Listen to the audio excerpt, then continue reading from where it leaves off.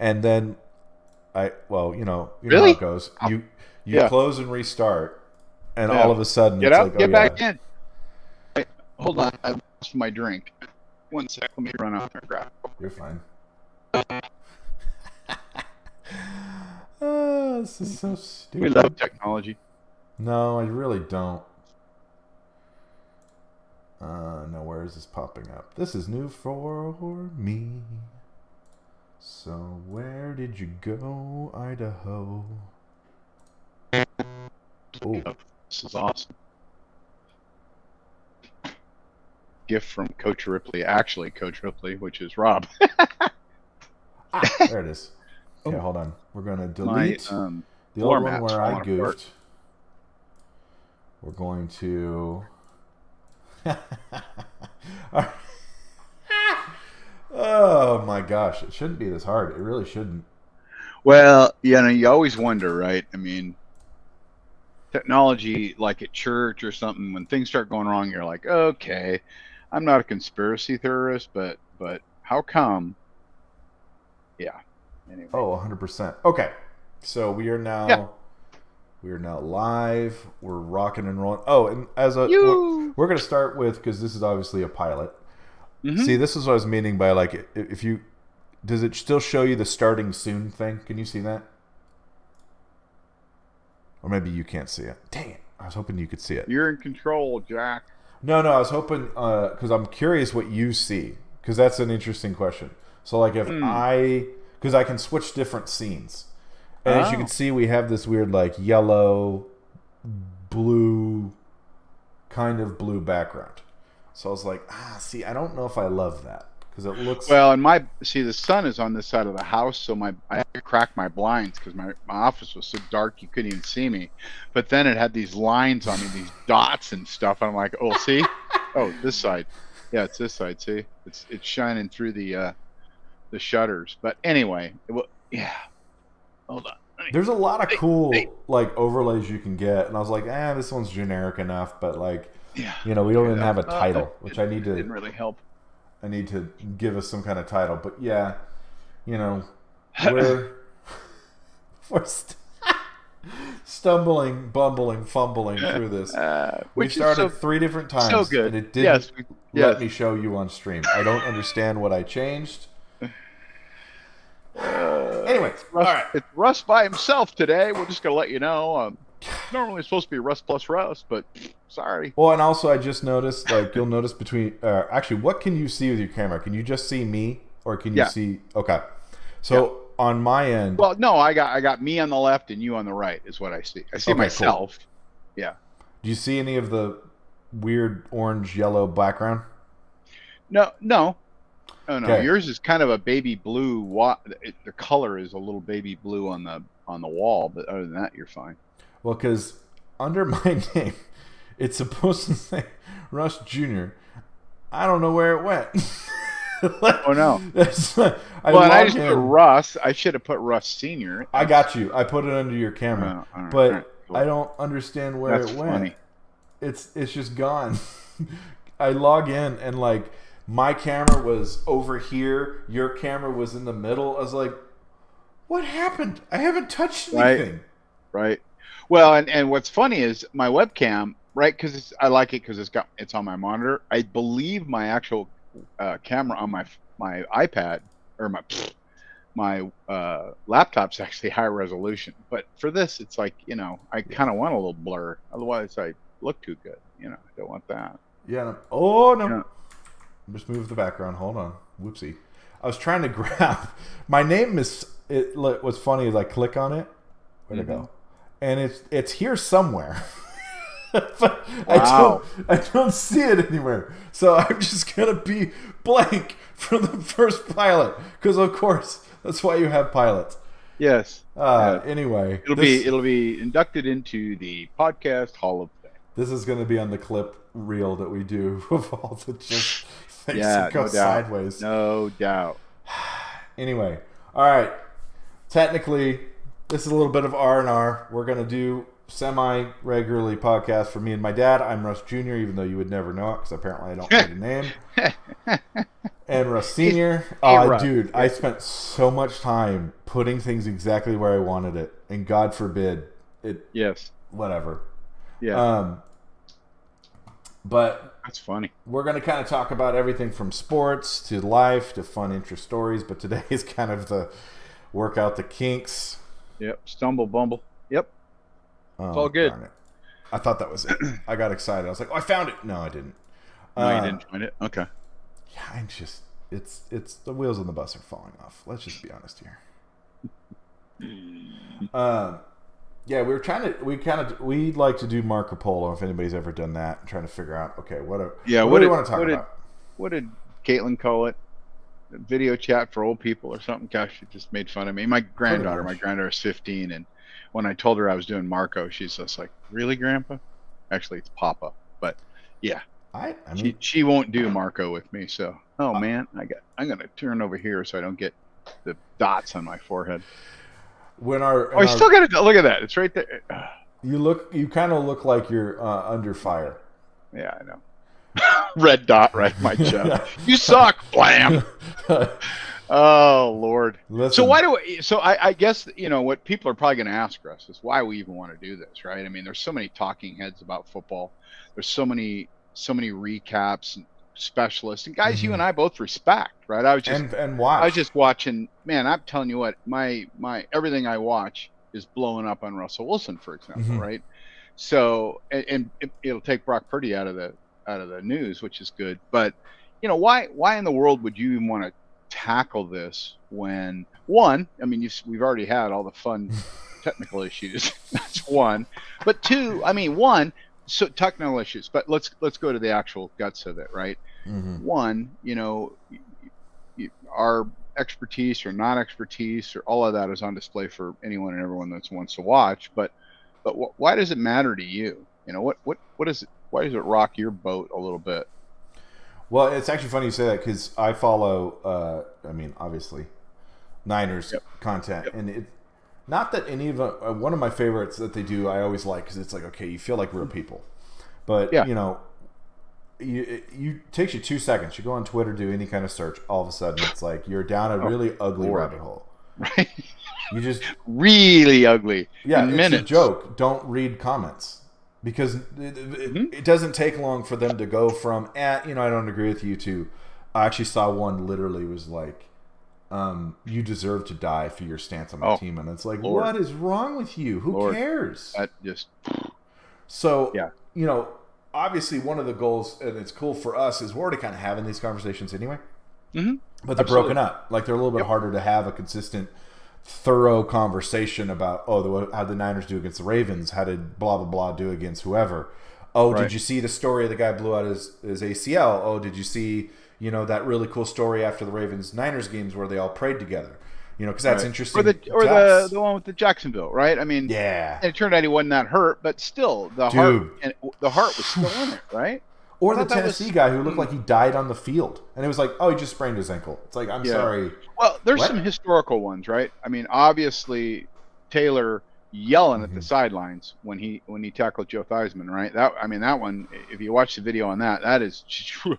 I mean, that's Blindside, right? The movie, all of that, right? But there's been a couple more, right? The guy that literally died on the field, the young man, I don't remember his name. I don't and came back. I mean, he's not dead, guys. And I just blanked on his name. But I mean, all of a sudden, people are praying on the sidelines. The commentator on ESPN for the first time in probably the history of ESPN is praying for the dude. I mean, once again, right? We talk about it all the time. Sports is quote unquote supposed to be a diversion, and if you watch Twitter, guys are living and dying there. And I just don't get it. I finally stopped being on Twitter. Yeah. And there's a couple of guys that like you said that you really like, right? And we'll certainly talk about those guys. But I mean, I was watching the guys just. I mean, for me, okay. So back to why I would even be interested in it. It's like I love football. Yeah. I mean, it's funny. I'm 63 for everybody that's trying to figure out how old I am. I know it's not the years, it's the mileage, according to Indiana Jones. But I remember as I think 5-year-old. I think I was 5-year-old. I got pads and an outfit that was kind of the Green Bay Packers. because my family, my mom's side is all from Wisconsin. So man, you're a Green Bay Packers fan, and that's what you are, right? Yeah, there's not So it was options. green and kind of this really ugly gold. But I just remembered as a kid a helmet that was terrible, shoulder pads, and I have long, and I grew up in Seattle for everybody that doesn't know, and just absolutely loved football. I mean, loved it. We played in my front yard, and I had a guy pull up in a car and walk up to my front yard. I living in Seattle. It's obviously in the fall, or I think it was late summer. He rolls out a fire hose and has all the holes marked in it, right? One side is green and one side is orange. And he goes, "Do you understand what I think I was 8. Mhm. I want to say I was 8." And he goes, "Do you he explained it real brief, and he goes, "Do you understand what this is?" And I said, "Yeah." And the next thing you know, man, I was playing Pee Wee football. The funny part of the story is I was actually 3 blocks on the wrong side of the dividing line between the county, where you played for the county, or when you played for the city. I was on the wrong side, so he had to recruit my dad. My dad coached a different team, but I mean, I got to play Pee Wee football at 8 years old, and found out I just loved it, right? Just loved it. So I've loved football ever since, right? I mean, and that's 1968. I was 8 years old, so I have loved football for literally 55 years, and to get to talk about it, to get to talk about Right. these guys, and get to talk about the history of the game, even, or sports in general. And I do love sports. We talked about ranking, football is number 1 for me, Yeah. but followed closely now by hockey, right? Oh I mean, yeah. stories like Joe Thornton playing 3 games with a torn ACL against the Pittsburgh, right? I mean, that's lower body injury, right? He's got a torn The ACL, dude who right? I got mean, his he got a root canal between periods and just came back for his first shift. so there's nobody like hockey players. Let's just, No. but Mm-mm. if we had a hockey show, we'd have 7 Canadians watching. Is what we would have, right? Right. I'm serious. Yeah. But I look. Hey, if anybody out there that's never been to a live hockey game, Russ and I got to go to Mhm. his bought tickets to Mhm. the Sharks, Coyotes. It was 1-0 at the end, and it was like 3 periods went by, right, Russ? Oh I mean, yeah. like we did. It was like we wanted to go to the snack bar. We're like, we might miss something, and we were Yeah. like 3 rows from the glass. Anyway, unbelievable. So I think it's the best watching, like in person. well, in person, Nothing against, no question. nothing against. If you know baseball, Yeah. baseball in person is pretty sweet. But Yeah. you have to know Well, it. You have to be, doing your little but you card. could. So if you've, so Russ has an older brother that's handicapped, and we love to take him places. I took him to a baseball game, and he spent most of the game watching the crowd, and I'm not sure he missed as much as you would think he was going to miss, because there's so much time between what goes on, right? Right. So anyway, so that's why, to me, when you said, "Hey, can we get together and talk about football?" I went, "I'm in. Yeah. I'm in." I'm in, right? Yeah. And for me, obviously, I am, look, I've been a Seahawks fan since 1976. I was at the first opening of the Kingdom, the first Seahawks game. Jim Zorn. I mean, the whole thing, right? Almost, wanted to fall on my sword when they traded away Russell Wilson. And then, by the way, he went to the Denver Broncos, which is one of 2 teams that I borderline hate in the NFL. And that's actually going to be interesting too. He just got benched. I know he did. I mean, and the internet blowing up over and over completely on different sides too. Well, That's it's what's funny. interesting. It is, but there was I don't remember who it was. I wish I would have written it down, because it came across too quick for me to write down. But he said, "Look, I completely understand the business side of it, but I also understand that they ain't doing Russell Wilson right. No. I get that you overpaid him, but last time I checked, and then who's a former Bronco guy you like? Shannon Sharp. Yeah. Shannon is. I don't know if you watch Shannon, dude. He is like, hey, it's billionaires screwing millionaires. Yep.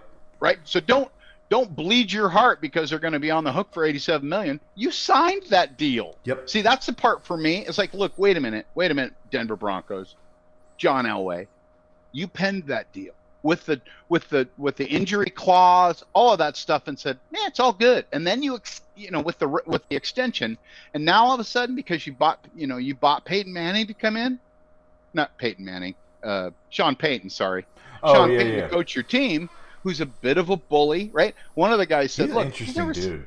He's never seen Sean Payton treat Drew Brees like that ever." Yeah. Right. It was so surprising. Anyway, so and look, I'm a bit of a Russell Wilson fan. I get it. He's an odd duck. I get it. But look, he represents the franchise, right? He never says anything against the franchise or his teammates. Even when he was getting blasted when he left Seattle, he never said a bad word about Seattle, not once. Right. Well, and it's interesting. Anyway, but he is going to get, I think, $87 million for not playing football. Because don't back down. What's funny actually, because we've kind of talked about it too. Our goal is we're going to talk about these things. We're going to give you our opinion. We even joked about having a red flag if we go too ranty. But there's also no red flag for me is a do-over because I'm old and I forgot. Right, yellow flag is a penalty flag when I step on you. Right, yeah. Well, yeah, because our goal really is there's plenty of people, and I like Shannon. Shannon is I mean, we do a pretty good job, and partly we want to do this is we want to give people Switzerland. Because you watch a lot of these shows, like they're not really giving you the real opinion. They're kind of playing a character. You just look at shows, where Mahomes Mountain is the way they're tiering quarterbacks, and you're like, okay, this isn't real. This is a story. Come on, guys. Now there's 10 other guys on the field. The last time I checked. Yeah, well, and you know what? We love Pat McAfee because I feel like he epitomizes not taking something too seriously. You don't need to. So good. It's just sports. It's okay. Exactly. We're going to talk about every team. You're not going to hear me come on here and be like, Niners just got lucky against the Ravens. No, Ravens played really good and beat us. Oh, yeah. We're going to be real. We're going to highlight everybody because, Rams are probably the only team for me because they just ruined my childhood. I'm 33. And Kurt Warner and greatest show on turf. But otherwise, I don't really have a team I hate. I'm supposed to hate the Cowboys, but I wasn't young enough to see the rivalry. Oh, so dude. Yeah, exactly. And that's what's going to be kind of fun. I'm pretty sure Bobby, my buddy, my Niners fan buddy, who literally has a man cave and it's all Bay Area stuff. I'm pretty sure he has a. Yeah. Well, so why do I hate Broncos? Well, because if everybody remembers, Seahawks were in the AFC West. That's right. That was a long time ago. And so AFC West. So it was if you beat the Raiders, and you beat Denver. Mm-hmm. We were happy. It's 4 games. We couldn't care about anything else, right? Well, yeah, because KC back in the day wasn't Kansas City's good. hard to root against. They're nice guys, and San Diego. I mean, literally, you're just in shorts and flip flops, right? I mean, but also back in the day, KC and it was Dan Fouts. Good. Oh my God, yeah. But when they had Dan Fouts, man, anyway. Yes. My point being, that's why. And then the other issue, I don't know if anybody remembers, but the snowball game against the Niners, a fan threw a snowball into when he was kicking a field goal. The Niners were kicking a field goal to win it, and and the guy threw the snowball. They didn't call a penalty. They didn't call interference. They didn't call nothing. Wait, what? And I'm serious. They threw a snowball. Know that. You got to look it up, but dude, and I'm just like, really? I mean, how? That's weird. It'd be like being at the Raiders game and them throwing a beer bottle onto the field and everybody going, "Well, it is the Raiders, right?" I mean, come on, really? Yeah. Anyway, so multiple reasons, and John Elway. I won't say my John Elway line, but anyway, keep going. No, you're fine because that's really going to be the fun of this. Like we already have these conversations off camera, yes. And we're trying to not just because one of the new and I will shout out podcasts. I have zero problem. I want everybody, if you come to this show, we're going to shout out people we think are awesome. Go watch them, have fun. Yep. And I'll forget their names every time. And we'll have we need a counter actually for that because we already forgot the comeback guy who literally died on the field. We cannot remember his name. That was awful. It was. I forgot his name. He's fine now. But still, like both that he died on the field, and both that we can't remember the poor guy's name. Like that's kind of sad because I can't either. Usually I'm a little better. We couldn't remember who the stupid Cincinnati Bengals quarterback was. I did. Boomer. I looked it up, but it was Boomer. No, that's what I'm saying. You had to look it up. I was Phil just like, Simms was the Giants big guy. Oh, it was the Giants. That's right. Exactly. That's right. I mean, so just to let everybody into the inside story, we were talking about my era quarterbacks and how there wasn't just Joe Montana. It was Aikman, Simms, Kelly, who by the way was in 4 Super Bowls, and everybody he doesn't get talked about enough. Should have watched it in the AFC. I mean, he just creamed everybody, right? And there were so many good quarterbacks. And then in that era, somebody had and I don't know if it was a short, YouTube short, but they were showing those era quarterbacks just getting crushed. Oh, just Joe Montana, for those of it forget, right? His last game with the Niners, Burt with the Giants literally ended his career for the 49ers. He hurt his back, right? And I got to be on the field of the previous game, which was against Washington Redskins. Coolest experience I've ever had. I got to actually work the game. Long story, I won't tell you, but I ended up on the field with a field pass. And as I walked across the field, all of a sudden, like it was this shadow, and I look up, and it's the 5 hogs from the Washington. Because you don't realize how big they are. Oh, they're huge. They were giant humans, and I'm 5'10". I was probably 240 at the time, right? So, and I could have been a water boy. It was anyway. It was one of the greatest experiences. The Niners won, which was also cool. But being on the field when you played the game, even up to high school, that's all I played is into high school. But it's still 100 yards long. It's the same field, but to literally be able to see these ridiculously awesome human beings that can play this game at a high level. But back to the video, they were showing Joe and Sims and all these just getting crushed, and I'm thinking, look, they Tom throw Brady, people out now. Goat, but the number of rule changes for Tom Brady, right? Tuck rule, all of that. And look, you breathe funny on a quarterback now, and I get it. They're the money in the game. How did you say it, Russ? They went from something to entertainment. You had a great. They went from like sports to they're an entertainment industry now. Yeah. But anyway, you just have to realize, you just have to roll with it. Yep, because we're going to talk about, especially in the off season, because obviously there's still more football to be played. Yeah, a lot more. Well, and actually, to also, we're going to do this a lot. So if you watch our streams, it's going to be like boing, boing, boing, boing, boing, boing. Yeah, boing, unfortunately. Boing. We'll get better at being channeled, but... And maybe that's half the fun. Yeah, exactly. But, I grew up on Tim Rattay, Jeff Garcia, Drunken Miller. The last game I got to watch with Steve Young was Warren Sapp flinging him around. And I don't blame Warren Sapp. It was back in the day. Awesome. And the guy ran by with his knee and just clocked Steve in the side of the head. That's my final memory of Steve. Ironically, he actually slid into him, if you see it, right? But the guy's 310 pounds sliding into his head. Yeah. By the way, unfortunately for Joe, or unfortunately for Steve, that wasn't his first cut. Right? It was 6. For somebody like Steve, who was a really, really smart human to start with, you don't want to walk away from the game where you're isn't that interesting though? I didn't know Montana basically, and I mean I know he played for Casey. That was his last game. But isn't that weird that both of them essentially ended on injury? Yeah. That's just interesting. But look, we talked about it. How Brady ended up being the starting quarterback for the Patriots was Drew Bledsoe got hurt. And we were talking about, I don't know if anybody remembers that. Those of you who are older, when Bledsoe got hurt, Brady was rookie. Yeah. He looked like Purdy. But he played and he won, and he had that youthful enthusiasm of a 24-year-old or however old he was at the time. And he goes to jump and hug Bledsoe. And Bledsoe's just like this, wouldn't he? Because I think look, in that era, you weren't supposed to really lose your starting job to injury. He never played. I don't think he ever played it down for him again. I'm trying to, a starting down. I'm trying to look it up, but it was crazy to me. Oh, it was. No. Because by the way, Drew Bledsoe was pretty good when he was already. They were winning with Drew Bledsoe. So, anyway, shoot, what was because this blew my mind. I thought it was his first game, and I'm not correct for the record, because it was back in friggin' 2001. That's how long this dude played. Yeah, exactly. Well, he's 42 when he retired, I think. 42. Yeah, he was given Blanda a run for his money. I was trying to find it because there was a game where he went 0 touchdowns, 4 picks. Yeah, and people. But hey, Joe did too. I don't know if it was 4. Oh, everybody does. But everybody forgets that when Joe started with the Niners, they weren't very good. No.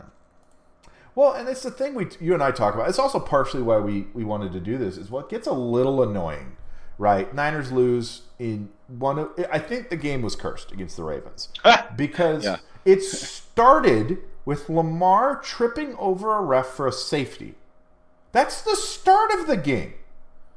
It Yeah. was 5-3 at one point. It was Yeah, a I looked it up. I baseball was like, what score. are they playing? What is this, the Giants versus the Orioles? So then, Purdy has 3 tip ball interceptions, and all of a sudden the sky is falling. Yeah. It's like, I used to be that guy. Full disclosure, used to be that guy. And then I started to, actually to give credit to my brother, Robbie, he'd be like, Russ, what are you doing? Like, Yeah. what are you doing? So then I Well, started. if you didn't play, but No. you've watched enough, that ball is oblong, man. And It goes strange places. Stuff happens that you just go, what? I mean, there was a great saying. I don't remember who I used to listen to, but they're a huge baseball fan. And one of the things they'd always say is the reason they watch baseball is they would see something they'd never seen before every game, right? And look, I'm not that giant a baseball fan. I don't know if it's true in baseball, but boy, some of the weirdness you see in football because that ball is not round. My favorite? It just, ugh. No, my favorite is a fumble. Yeah, or all of a sudden, no one can grab it. It's like it's covered in grease. Well, especially when you see it they'd show the replay, and this guy's got it, and he goes to suck it in, and it goes, whoop. Yeah. It's like you said, it is a greased pigskin. Yeah. Well, and so I started watching JT Sullivan, who's excellent. Johnny Dell, who just covers Niners. The dude, I don't know how. Has the playbook. How do you have the Niners playbook? Yeah. Whatever connection he has, I want. Yeah, exactly. Because what was cool, he got him from what's his name that was with the Raiders, and they let him go. The head coach. No, quarterback. I guess they just Jimmy. Let him go. Yeah. Wait, they let him go? Yeah, that's what I heard. I heard they benched him. Whatever. He's definitely benched. I thought. Yeah, I know he got hurt again. It was part of one of the comments on Russell Wilson. They said, "Well, they did the same thing to," and I'm like, "Oh, who cares? He's not getting $80 million." I thought it was. Well, so when you and I talk about it, I guess not. I mean, Raiders. I can't. Let's talk a little bit about the Niners game though because I do think that there's some significance there, right? I mean, the first thing, just so everybody knows, first thing Russ says to me on Marco is, it was like a preseason game. And I don't take credit. Someone on Twitter said that. And I was like, that's a great way to put it, because it was so loosey-goosey. Yeah, it wasn't a knockout drag-out fight. It was weird. Yeah. But what I told Russ is, I said, look, the good side of it, if you're a Niners fan, right? And I'm a closet Niners fan a little bit, because I moved to the Bay Area in 1980, right? And I love Joe Montana, I love Ronnie Lott, I loved Jerry Rice and Roger Craig and Bill Walsh, and just keep going, right? Yeah. God, I wish I could have been around for that era. Yeah, that is not fair, by the way. That is Ronnie not Lott, fair. The pinky, and anyway. I said to him, look, the good part is, you're going to lose. It's a non-conference game, right? Non-division, non-conference, right? It's all the build-up and hype. That's the Super Bowl preview, correct? Right? Lamar's the other MVP. Get that shenanigans off my field. I mean, if I'm the coach, right? I'm Shanahan. I'm like, I don't want to hear any MVP. I don't want to hear any of that stuff. I want us to focus on our very next game. Okay, we got our head handed to us in this game. Now, who's next? Right? Who we playing? I don't believe Purdy was believing the hype, but man, when every reporter goes, "Excuse me, Russ, how does it feel to be leading candidate for MVP?" It's like, well, and the kid's been 20 games? 20 games, I think it's what he's played. That sounds right. Come on. Look, the kid's anyway. So for him to handle what's coming his way from a fire hose, right? You should have seen his press conference. I did. He just said, "Hey, it was me." Oh, it was great. Well, I need to be way better. Fred Warner was, and actually jumping around, because it's much easier to follow your team when they're winning. You're more willing to listen to quotes and all that stuff. So I don't want to hear anything about, well, you don't watch when they lose. Well, because why? I'm not learning anything when they're losing. Unfortunately, you learn that from your old man. Well, both of us are sports fans, but at the same time, God, I don't want to watch my team lose. Oh Lord, it's not even that. It's more of no. They don't understand. So the year the Niners were in the Seahawks were in the Super Bowl against Denver and Peyton Manning. And if you remember how that game started, they hiked it over Peyton Manning's head. They're up 30-3 in No, the no, third no. quarter. So I am in the other room, like playing video games or something, because I Yes. can't watch. Nope. I'm recording it. I'll watch it afterwards. And he comes in and goes, Dad, they're up by 30. And I go, it's Peyton Manning. Didn't he set the record for touchdowns this year? And it's like, Dad, it's fun. It was Anyway, so funny. I was like, what are you doing? I It's a couldn't. I blowout. almost felt like I was going to go in there and curse him too. Exactly, but that's me, right? My dad used to. What my dad, so Russ's grandfather, started recording the games because it was like 3+ hours, and then he would just fast forward. And I'm thought, you're brilliant. You're a brilliant man. Thank God I got some of your genes in my brain. But the good part was, is you could say, oh, they lost, right? And it was ugly. Well, then I don't even need to watch, right? I mean, I love football so much. I'd rather go watch another game I don't care about. I was watching. I watched a replay of Arizona, Oklahoma. Man, I forgot college football. Oh, Man, yeah, they're good this year. The right? The mojo, right? The momentum was. I mean, it was like. Well, we talk about that. That's the thing. Listen, we both love analytics, but you can't my Huskies measure play momentum. number one. They play Monday night. It's the last game right before they play the championship. Ooh. Yeah, exactly. Against Texas, and everybody's picks in Texas, right? My dogs. But the point I'm trying to make is, it's hard for me to watch my team lose. I can watch other teams lose all day long, and I love watching football. I want to watch that guy block, or I want to watch did they do something cool. Funny story, actually. So, obviously last year Purdy got hurt in the national championship. See, you got me saying the NFC Conference Championship game, right? And I have a buddy who's an Eagles fan, and I'm not a big. To backtrack again, I actually used to work for the Salvation Army, and the people in charge were Seahawks fans. So I'm pretty, give people credit. Like when the Niners lost when Sherman tipped the ball away from Crabtree, I was like, hey, good game. Good job, guys. Their response wasn't even close. I was like, all right, I guess we're not having a conversation. But, I told my buddy. For the Eagles, you mean? No, this was Seahawks. They were Seahawks fans. Oh, right. And No, I was just Seahawks like, fans. It was a 3, whatever. But I texted my buddy during that game and said, hey, I don't have any ill will to you. I didn't try to hurt Purdy. You're just a tough physical team. Congrats. Went over to his house for the Super Bowl. And I'm like, why am I nervous that your team is losing? Because I was rooting for his team. I'm like, dude, this I don't care. Why are you making me nervous? I'm not an Eagles fan. Nobody play defense, basically. That was also a weird game. Literally never stopped them. It's like, you don't stop them once, and then, anyway, we can't go there. But, so, back to the Niners and Ravens. Hey, Ravens, you know what? They stayed within their lane, and they played fine, right? Well, and so the thing that's hard, and because I saw, Twitter's not real. People are like, well, he didn't run the ball. Kyle was trying to get Purdy the MVP. I'm like, guys, it's a 5-turnover game. Good luck analyzing it. Because it's impossible. That makes it so hard to figure out what actually happened.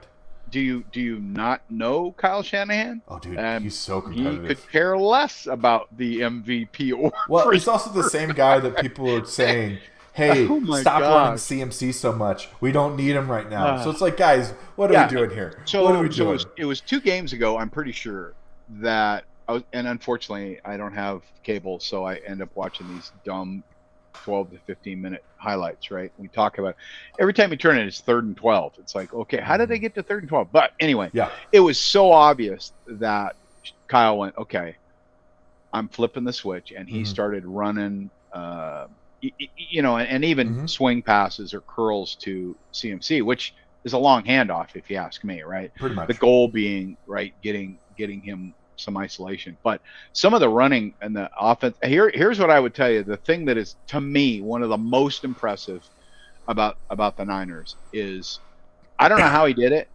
but everybody on offense blocks. Everybody. Oh yeah, everybody. They have a helmet, and they're turning around and high-fiving the guy for knocking a guy off his butt. They literally have a helmet for the receivers, where if you get like a pancake block, you get to put your name on the helmet. To me, it is one of the reasons that, the run after catch, right? The rack yardage for everyone, but especially CMC. Is and by the way, and the linemen downfield. I know other people are doing it. Don't get me wrong. I know there's other NFL teams that do that, but I mean, to me, that says everything, right? Because I mean, half the time, you and I talked about it.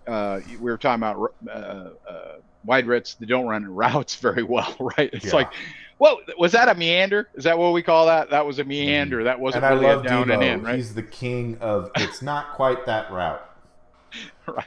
Whereas like Jerry was like, he'd step it off, right? 7 yards in, right? But beyond that, the downfield blocking that they were showing, even on the highlight reel, right? Yes. And the guys actually called it out a little bit, which I was a little surprised with. Because sometimes they just, I mean, those if any of you watch those highlight reels on NFL on YouTube, man, every time you turn, it's third, and then there'll be a penalty, and they don't tell you what happened, right? It's worse than red zone. Red zone to me is like ADD TV. Correct. ADHD, whatever. I mean, I couldn't do it. I was like, okay, it's our pet just peeve switched away from what I wanted to see, right? Yes. Anyway, but that I mean, that will look, that getting the team to be there. It's like team tackling to me, right? Everybody's got to stick their head in, right? Everybody's got to put a hat on somebody. I'll tell you what, that's what actually, in my opinion, changed the Arizona-Oklahoma game. Arizona was hitting like, I mean, they were whacking guys. Anybody came down with a football, I don't care who it was, it looked like old-time NFL against Pittsburgh Steelers, right? It was Polamalu sticking his helmet in somebody's chest and ball popping straight up into the air, that kind of whacks, right? Yeah. So they ended up with, I want to say, at least 3 picks that I was watching on the highlights. Right. So, and they usually show those in the highlights, but it all came back to, physical defense, right? Whereas on the offense, I think it's come back to physical offense.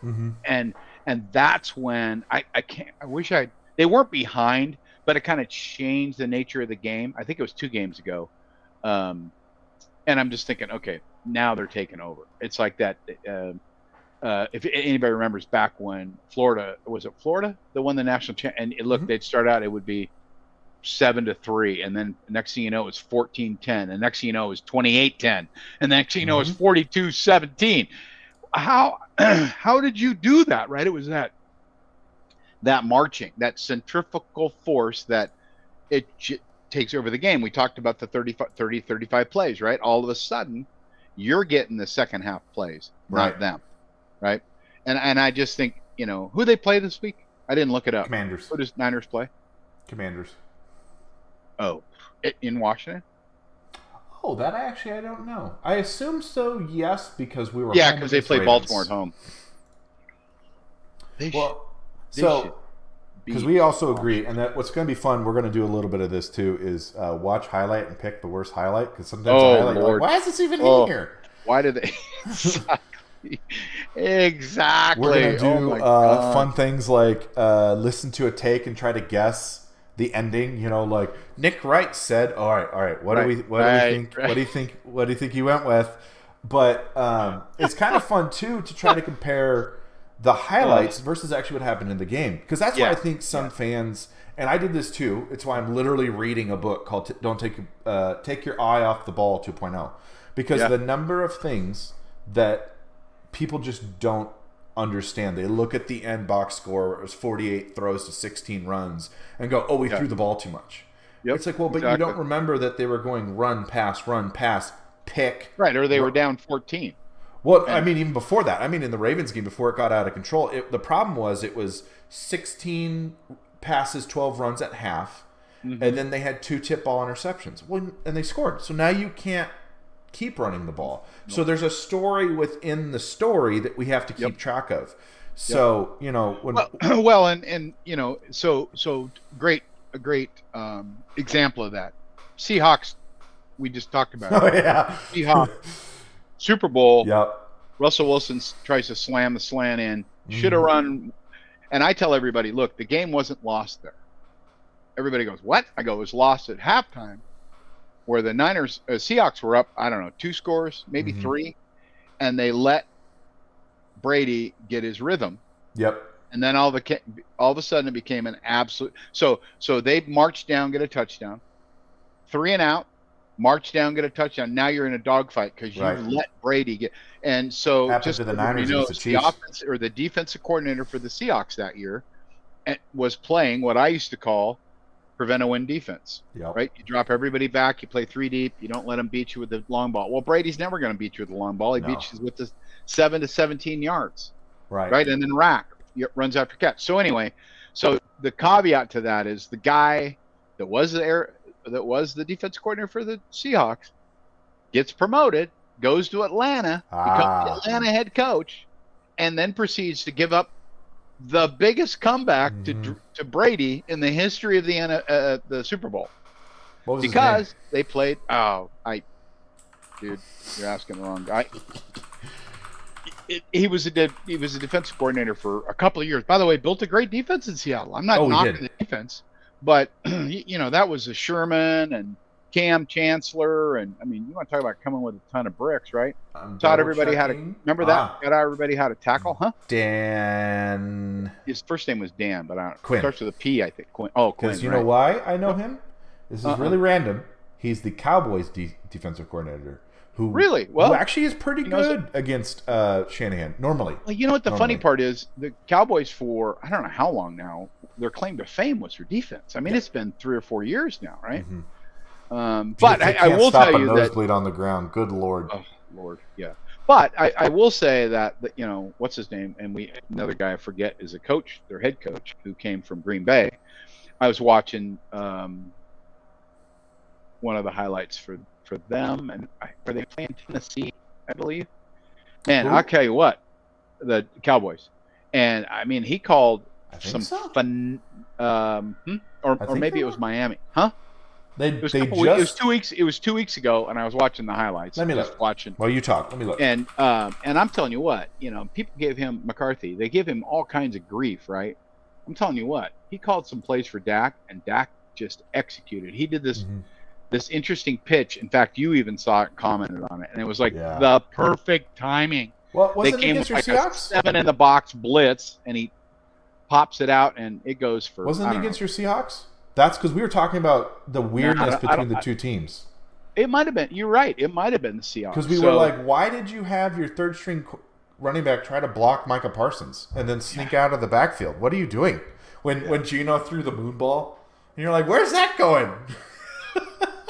So, the 9-year backup quarterback. That was actually a little while ago because they played Seattle, lost to or whooped on Philly, got whooped on by Buffalo, lost to Miami. So it might have been maybe it was the Miami game. I'll tell you what, I did watch the Miami game, and Tua takes a lot of heat. But what was really weird about that game is there was a couple throws that. Man, he threw across his body, right? He's left-handed, so he threw to the right, an out route on the right. And, man, it was nowhere near the guy. And yet he throws a deep ball on the left-hand side that was Russell Wilson-esque. Not like, Kaepernick on a rope, right? Right? You know what I mean? I mean, like he was throwing a yo-yo. Kaepernick threw a spear, right? I mean, anyway. Did you see that clip I sent you, by the way, with Tua? Where he basically called the game-winning play? Who's that? Tua. Like, there's this great clip. I sent it to you and Robbie. There's a great clip where basically he literally says, "Don't look at the coach, look at me," and says, "Here's what we're gonna do." Oh, nice. And basically called a play for Tyreek on a third down to get the conversion to basically win the game. Yeah. And I was like, oh, he's going to be a coach. Well, he's going to be Tyreek. I mean, that's not a hard call. Well, no, but it was like I recognize the defense. I recognize what they're going to do. Having that leadership. Been watching the play, right? And I like Tua. I think he's the Alex Smith of Miami, but we'll see. Oh, that's funny. Alex Smith did win. That's he won in Kansas City. He won. Didn't win anything. Well, look, that was the knock on Romo, and yet Romo had all the skills, right? I mean, yet he drops a fumble at the 4-yard line against the Seahawks. They should have beat him in that game. That was such a weird game. game. No business we win in that game. 0. Well, it's what we and I'm a Seahawks fan, so. Well, it's what we talk about. Where again, we're not going to really we'll make fun of because it's funny, but we're not going to be mean to any because playing football is hard. It's extremely hard. Quarterback and DB to me are the two hardest positions besides middle line. Island. Yeah. But at the same time, we're going to point out guys who seemingly in big moments make these really weird decisions. Absolutely. I mean, so it's good to like here. So we're here local in Arizona. Everybody knows, right? So Kyler Murray's the giant topic here every week. And I said last year, or when they got him, I said the guy's got all kinds of talent, but everybody forgets he played 1 year, right, in college. Did very well. Don't get me wrong. But when he made some of those moves before he got hurt, where he just, I mean, the interception in the end zone, he launched one in the middle of the air. I mean, there was just panic in his face. And you're like, panics. Hey, look, if I had 375-pound linemen going to kill me, I might panic too, but I'm not paid $1 million to go do that, right? Sure. So when I saw that, I was like, okay, so let's see who comes back from that devastating injury. And I'll tell you what, from what everyone's telling me and some of the little of the film I've seen, he's been fine. They need more people, and I think they've got a better coaching staff now. And of course, I like that do coach. Well, because I like the Niners and I like the Seahawks. So I certainly don't want the Rams or the Cardinals ever to do well. That my son does. He's mad at me that I'm not a He's like, we live in Arizona. Dad. Seriously? I'm like, I'm not from Arizona, Tim. That's funny. I'm not from here. So to speak about our family a little bit, our oldest son, Russ's brother, would literally change jerseys at halftime. Now he's got some handicap issue. He's a wonderful guy now, but he would literally take his Bears jersey off and put on like in Green Bay. Where'd you get that, Chris? Right? He'd literally change jerseys at halftime because his team was losing. So well, I mean, I used to think that I remember specifically the game we were playing because Green Bay every friggin' year. This is my second team. Exactly. Every year, they would beat us in the wild card round. It was the most frustrating thing. So I was like, okay, if I watch this game, we'll lose. But if I watch this game, we'll win. And in my 8-year-old brain, because I leave and they run a kickback for the touchdown, the Niners do. I'm like, see? I shouldn't be watching. I need to be out of the room. I can't watch. They are going to win because I left. No, they didn't, because that's not how that works. But, boof, I was convinced, man. I was convinced that was how that was going to go. So because everybody's talking about it, what do you think about the Russell Wilson thing? So I feel actually really bad for him because obviously he's a weird dude. But we've talked about it. I get why people take big contracts. Quarterbacks are a little different, right? Like if you're a running back, you take all the money you can get. You're going to be out of the league in 4 years. And if you're thinking, hey, I have 10 years to make as much money as I can, not for just me, but for my community, for my family, I totally understand it. Especially telling a guy to waive his injury guarantee, I struggle with. That's a little different. That's not take one for the team.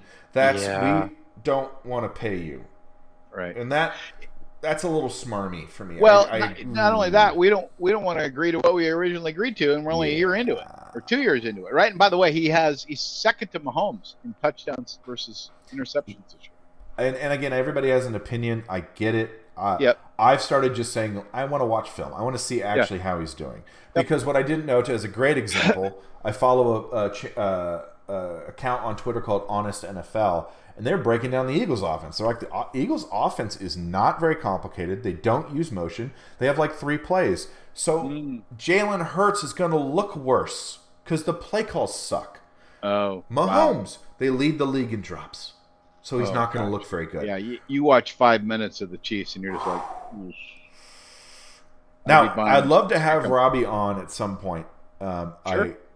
I unfortunately can only have one guest at a time, unless I want to pay more. Yeah, I'd definitely defer to Rob. No problem. Then I can watch. But what was cool with Rob, and because we didn't necessarily disagree, we were kind of, because on the offsides by Tony, I said, listen, take responsibility for your actions.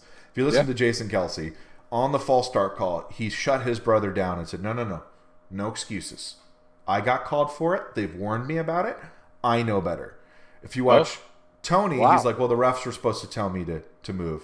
And Rob made the good point that we all agree with. We want consistency with the refs. Yeah, exactly. Don't let him land off offsides 4 times. But I said, listen, Rob, the problem I have is he was so offside, the ref couldn't see the ball. So he kind of forced the ref's hand. And to me, you're still seeing you said it even better. You said it even better. The tight end the tackle is in the backfield. Oh, yeah. Right? You can't even line up on the tackle anymore, right? Because that guy is like... Yeah.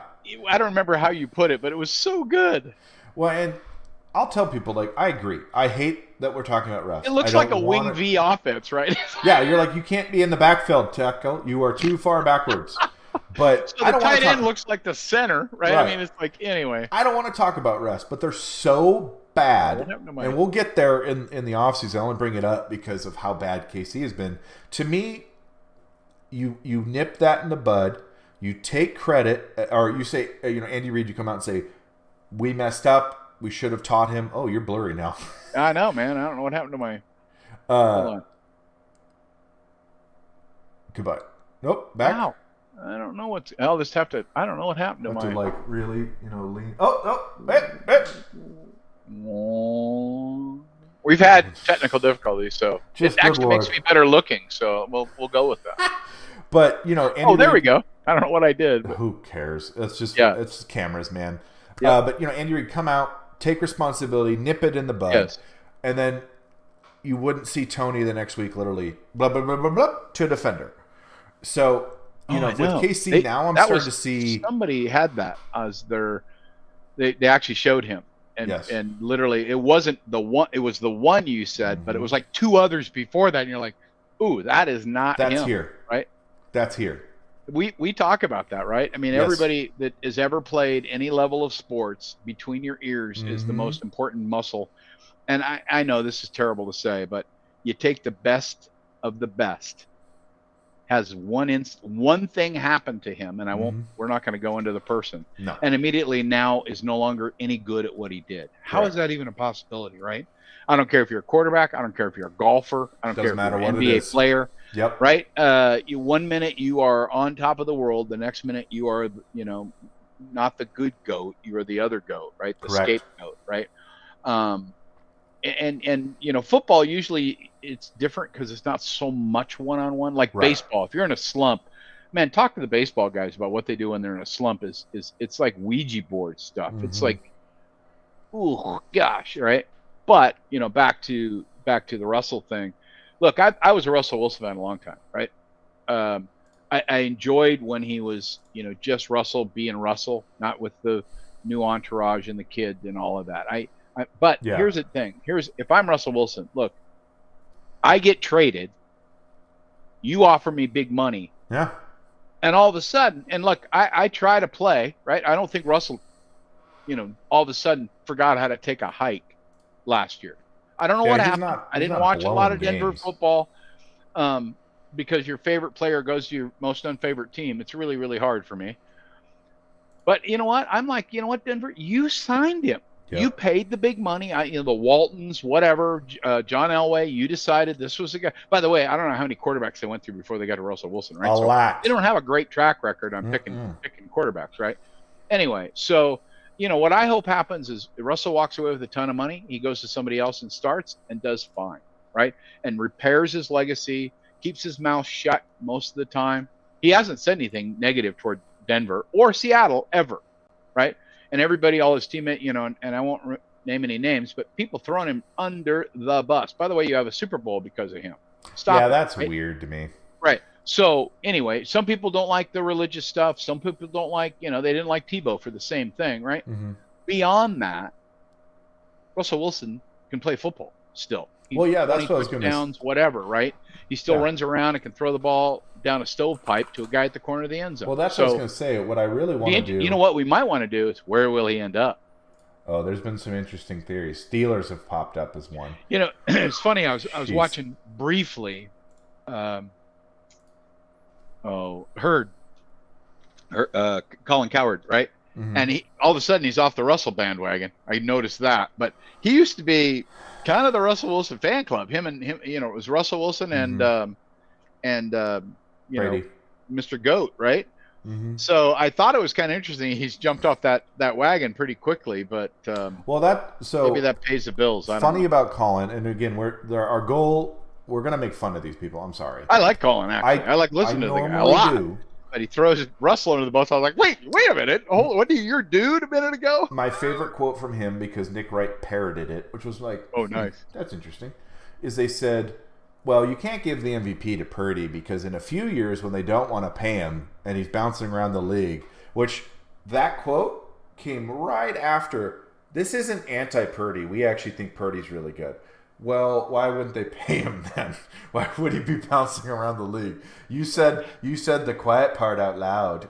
Exactly. There you go. You said the quiet part out loud. And normally I do like Colin, but he has weird things. And as we've said with the national media, we don't really think they're saying what they actually believe because Colin has a whole there's some stance. people that are more famous for that than others. True. Right? But Colin has a whole point about don't wear your hat backwards. It's like, who cares? That's pretty Why are we wasting airtime on what way your hat is facing? Who cares? Can you imagine? So I would love for them if it was Marshawn. Remember the Marshawn news conferences? Mm-hmm. Or Bill Belichick, right? Tell Bill Belichick he's supposed to smile. That would have been a good one. Right? Sorry. I'd hire Bill in a heartbeat, right? And I have not hated, but disliked New England for years, right? And I'd hire Bill Belichick. And if he wanted to spy on the Niners or right, he wanted to deflate a football, he's my coach, right? I would I'm a huge Niner fan. Again, obviously. My only complaint with Shanahan, it's so obvious he doesn't want to do media. Dad was in Denver. Sorry, what was that? Say that again. No, true. It's so obvious he doesn't want to be at a press conference because he's the snarkiest MFer you've ever met. Where he'll be like, they'll say like, why aren't you playing this guy? Well, why don't you think I'm playing this guy? It's and what's funnier is, you know what? The Bay Area media is not exactly a tough group. No. Right? No. I mean, we lived in the Bay Area, right? Mm-hmm. I drove every day. I used to listen to KMBR all the time. I love Tom Tolbert. He is absolutely the bomb. He had a gentleman with him, and I won't go into that whole show, but it was some of the funniest TV I've ever heard, or radio I've ever heard. I loved Joe Starkey when he used to do play-by-play for the. I go all the way to Bill King and all the guys in the Bay Area. I'm an actual A's fan. I mean, everybody's like, what? Right? Which we need to talk about the A's at some point too. Oh, dude, if they go to, I'm burning my shirt if they go to Vegas. Forget that. Oof. So everybody knows I grew up in Seattle. We didn't really even have baseball. No. So in fact, if you played baseball in Seattle, you literally played with a snotty wet baseball for about 3 months, right? What year did they take your basketball team? Oh, Lord. Yeah, taking the Sonics and then not giving them another team is just, I don't even understand. Although they did name their hockey team the Kraken. So it was in 2000. Oh, yeah, that's. Yeah, that's actually, I kind of like Kraken. I'm gonna be honest. It is. It's growing out. It's growing on me, but it was a fan favorite. I'm sure. Yeah, I know. Because it felt like well, by the way, you feel even older. That was 15, 16 years ago. Right. It was 2 years after we moved here. Yeah. Yeah, I was 17. I don't understand that one, and I think what it is they really didn't have a really strong owners group to make a pitch. Yeah. Right. Seattle is kind of an oddball. Coyotes, and they've got Portland. And they've got Portland, right? So they just figure, hey, we've got Trailblazers are really good. Coyotes were this close to going to Winnipeg because they couldn't find anybody to take the team. Yeah. So didn't they relocate? Yeah, they're at Mullet now, which I believe is Arizona, right? Isn't it downtown? Mullet, I want to go. Mullet Arena. They call it Mullet Arena or Mullet something. Yeah.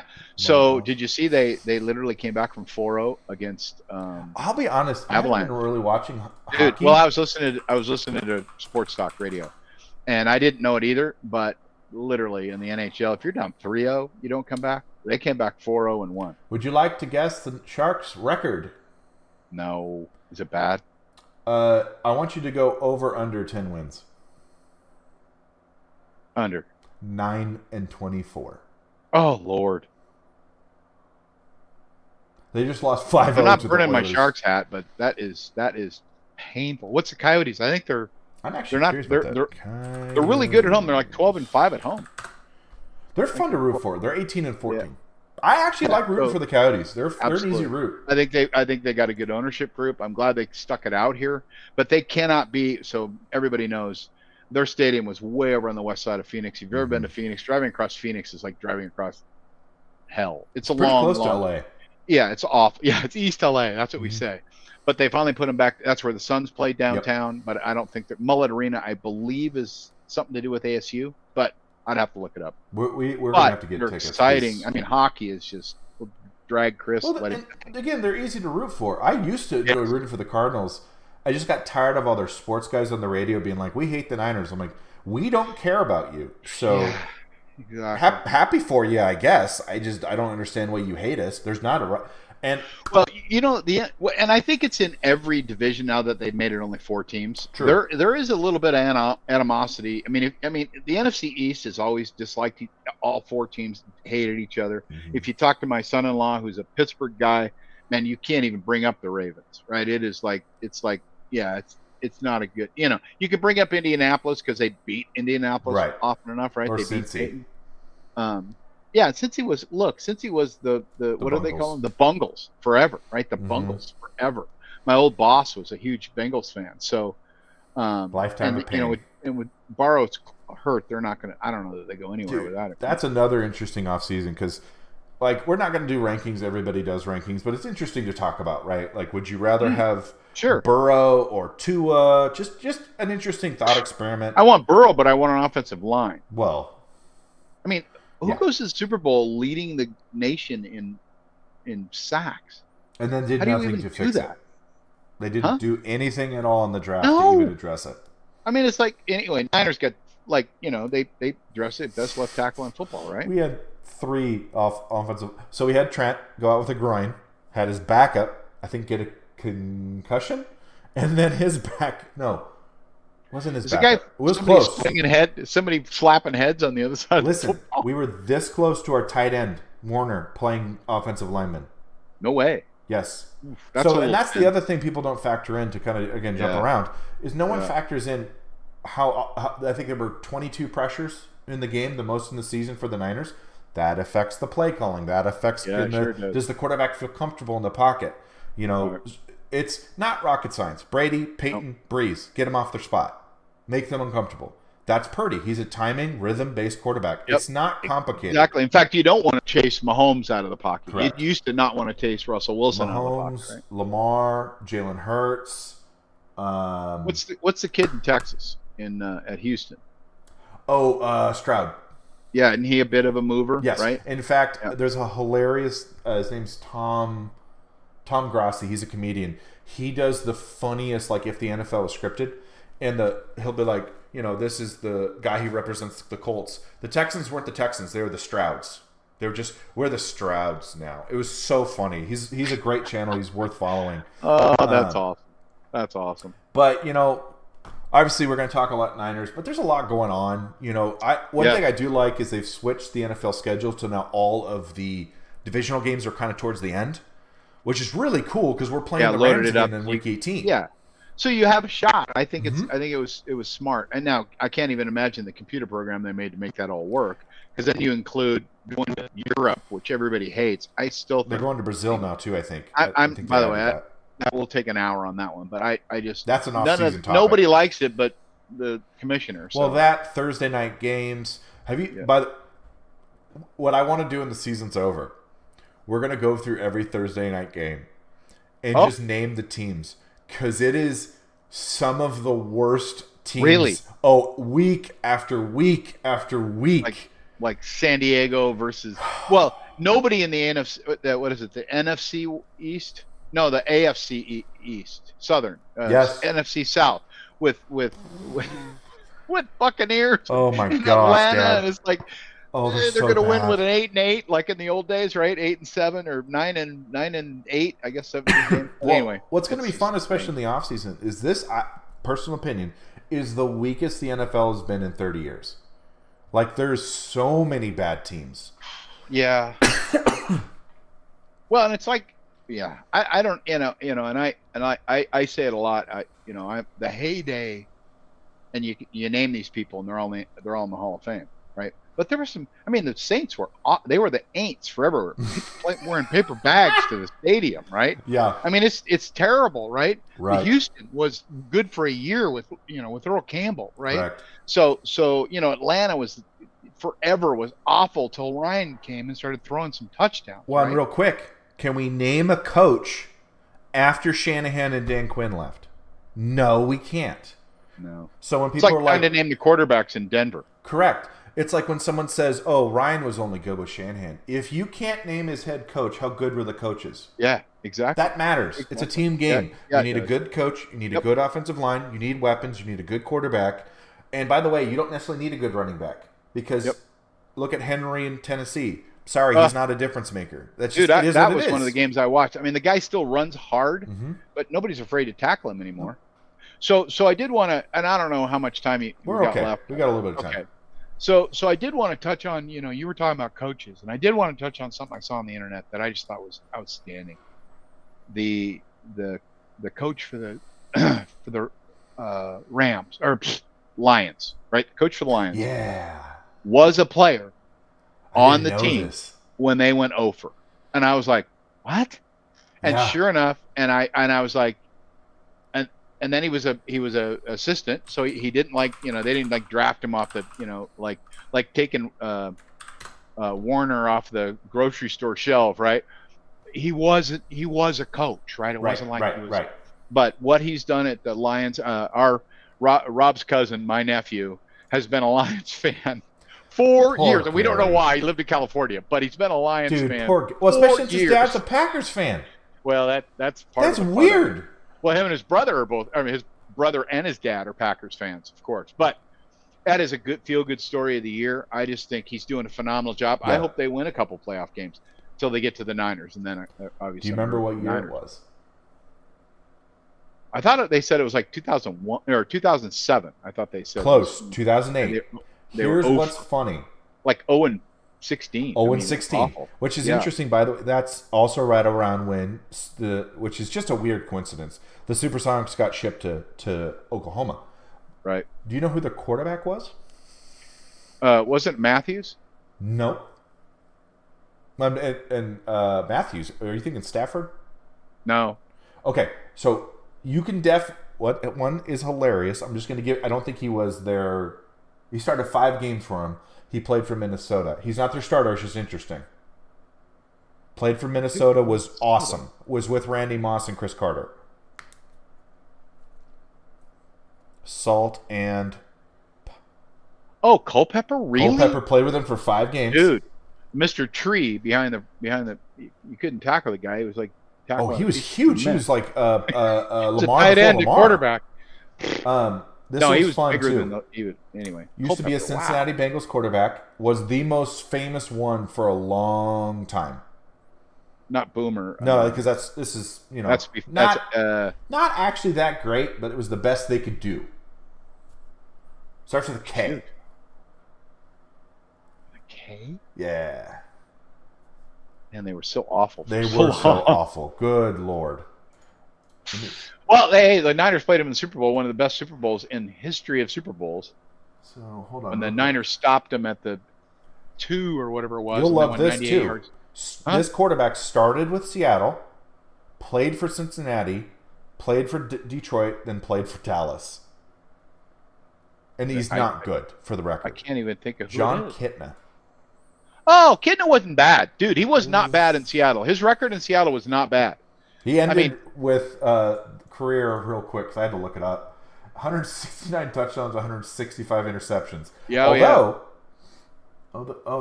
this doesn't show me wins. Well, that's a no. Is that? 50-74. What? But their starter is now an 15 and analyst. 74? Yes. Their guy who played 7 games is an analyst now. He's typically the one that goes on all the shows. I think he's get pushed around a lot. Oh.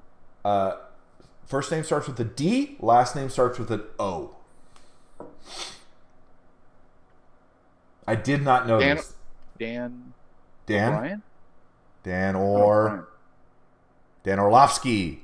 Oh, I couldn't. Isn't that bizarre? That's a great name, but I couldn't remember it. Huh?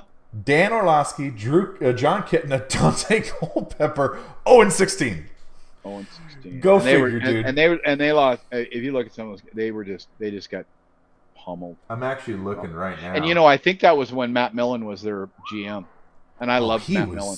I like him too. He was. I used to listen to him when I used to drive from the Bay Area. I used to commute 3 hours a day, and on the way home, I'd listen to Monday Night Football when he'd be on it, and he was great color. Oh my goodness, Matt! I love Matt Millen. You will never guess their coach. No way. Rod Marinelli. Now, what's really weird? Marinelli. Yeah, Marinelli. Here's what's really weird. Their Many, defensive coordinator is now the defensive coordinator for Green Bay, Joe Barry. That's so random.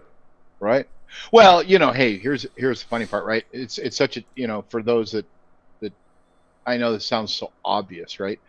But there's guys, and Cowherd's famous for this, talking about the front office, right? If you don't have a good front, I mean, we talked about it, right? I remember going to the Bay Area. I don't remember how many years ago. This is when New York still were running everything, and I remember listening to Ralph Bart. I don't know if Ralph was still on, but it was Tom Tolbert, and he had Steve Young come on, and Steve went ballistic. Made me love the man, absolutely ballistic against the leadership. Oh yeah. And they said they stink. They can't hire a GM. They can't hire a coach. They let Harbaugh go. I mean, it was just this. And then had just garbage after that. Garbage, no offense to those men; they're still people, but they did not do a good job. Singletary was there. I mean, there were some good guys. Yeah, Singletary once again did a great job with the tight end. Yeah, because he says I cannot believe it. Vernon Davis. He credits him as kind of turning his career around. But unfortunately, that was also the guy. But what I mean by that is if you don't have all the pieces, right? Correct. You can't, and that's why when you have success, your coaching staff gets pilfered, right? They get opportunities, right? Correct. So everybody knows about the coaching hierarchies, right? Who came from the Bill Parcells? Who came from Tony Dungy, right? One of my favorite. Tony Dungy, one of my favorite humans on the planet. If you read all the stuff that ain't football about Tony Dungy, you just go, okay, Hall of Fame and human. Oh, he's right? so much fun to listen to too. Yeah, I really like him. He never pulls punches, and he's gracious, and he always, he has a way of saying the guy's not that great without saying he's an awful human. Well, he's also the one who reached out to Michael Vick when Michael Vick was going through all that stuff. Oh yeah, and hey, look, and unfortunately, Michael Vick, kind of made that hanging out with the wrong people and 100%. Dogs. That to give Michael Vick a ton of credit, he owns all of that. The whole enchilada. He took responsibility. He did his time. My bad. Michael Vick is an impressive human being. We could go there, right? I mean, there's some criminals that got less suspensions than Michael Vick for dogs. Hold on. Someone who you're beating your wife and you get suspended for a game. Right. And I don't want to get into the serious stuff now, but anyway, but I just thought the thing for the Lions was just, he seems like a super awesome guy. Every tape you see of the guy, you're like, well, good job. Remember I told you on the clinching game, one of their, I don't remember his defensive or offensive lineman was in tears because he'd played only with Detroit. Yep. And this is the first time. And then Jared Goff getting his redemption story. Yep. It's all around feel good. Absolutely. Well, it's funny because your generation doesn't remember when players played for one team forever. Nope. By the way, I think I told you, and you haven't seen it. I don't think you've watched it yet, but the story on Barry Sanders, right? Why he retired and all that. It's just phenomenal job. I don't remember if it's a Netflix original or whatever. Yeah, my wife and I watched it, and I'm telling you what, I recommend it to anybody that loves football. I loved Barry Sanders before it. I love him even more now, right? He's just that guy, right? With his boys, and anyway, he didn't care. He didn't care about all the lights and all. But if there was ever a guy that needed to get a Super Bowl with the or even needed to go with the Lions, it was Barry Sanders. Yeah. He's community, by the way, still does community stuff, right? Yeah. Tough town, tough state at times, right? Anyway. And those kinds of stories to me, that you don't read a lot. I remember I told you, I mean, and this was one of the knocks on Russell Wilson, right? Don't take the picture at the hospital. Right. Well, then it turned out it wasn't actually him taking the picture; it was the family or whoever. But I told you about for the Bulls, crazy man. Oh, Rodman. Every time he went to Chicago, he would actually go to. I don't remember the hospital. I don't remember the whole story, and literally buy like 3 floors of kids Christmas presents or whatever. We talked about Marshawn Lynch giving out turkees. Yeah. Well, and by the way, he goes back to Oakland, which if anybody's been to Oakland, I used to work there. Tough place, right? Tough place. and yet he doesn't shy away from it, man. Goes right back in, and Mhm. this is where I live. This is what I do. This is who I am. I just thought, Yeah, so every time we do this, we're going to be highlighting people because, like, yeah, as like I was telling you, I really like Acho because on Twitter he does these great breakdowns, but then on his show he's like burning MVP ballots. It's like that's really weird, and I get it, and not to knock him, that's the entertainment part. yeah, But sure. what I would rather be talking about is like you said, I want to root for Detroit. Hmm. It's okay as a fan of a different Exactly. team to be like, this is a story we should be talking about. Right. Not Well, fighting over who gets to be MVP, not yeah. fighting about, oh, how do we rank the MVP? It's an interesting Right. discussion, but that's not like it turns into way too much toxic and fighting when we could be Well, saying, hey, look at this really cool story. exactly. For me, that's one of the things that if you actually look at the Purdy story, right? I remember Mm-hmm. when he got to play last year, That's a and they pretty said, good "Oh yeah, story. he was the Arizona Player of the Year," and I'm like, "What? Yeah, I didn't even What know that. year? I'm in Arizona. Mm-hmm. My son actually coached for Fountain Hills. Mm-hmm. I got to coach 5 and 6 year olds or 5 and 6 graders in Mm-hmm. Fountain Hills. By the way, we went over my one coaching experience, over. But I've never had so much fun and been so frustrated in my entire life. So the kids were what had nothing to do with the kids. The kids were awesome. It was just very, very difficult when Yeah. you're kind of complete rookie. That was the year my wife passed away. It was super, super tough. But Oh anyway, yeah, yeah, dude, that feels like an 2019. eternity ago. Yeah, it was. It seems like eternity. But the point I'm trying to make is, when you do get human interest stories, when you do get people that are, that's why I don't know why people aren't rooting for Purdy. I mean, literally, he was the last guy drafted. I can tell you. Right? Why? Where's the underdog? Where's the underdog root for Purdy? Right? They don't think And- so. Here's the problem, and this is this weirdness. One, I think there's from other fans, there's a little bit of jealousy because I get it. You want your guy to Sure. get credit. Sure. I understand that. You're mad we're whooping you. I get that too. Yeah, especially in Philly. Listen, I did not like Kurt Warner when they were whooping us. So why would you like Purdy? So I get that. Right. But You ever also, seen his movie, by the way? No, I still need to. American Hero? I'm telling you, dude. I know it's good. Awesome. I need to watch it. But If anybody, hey, look, if you haven't seen the American Hero story, it's crazy. really, really good. It's By the way, his wife was Russ's mom. Just gonna Yeah. say, no, not in real life. I just meant yeah. that kind of Same kind of individual, that person. strong. Yeah. Yeah. Oh yeah. That like I can't rave enough about Kurt Warner now that I don't have to Yes. deal with him. Yeah.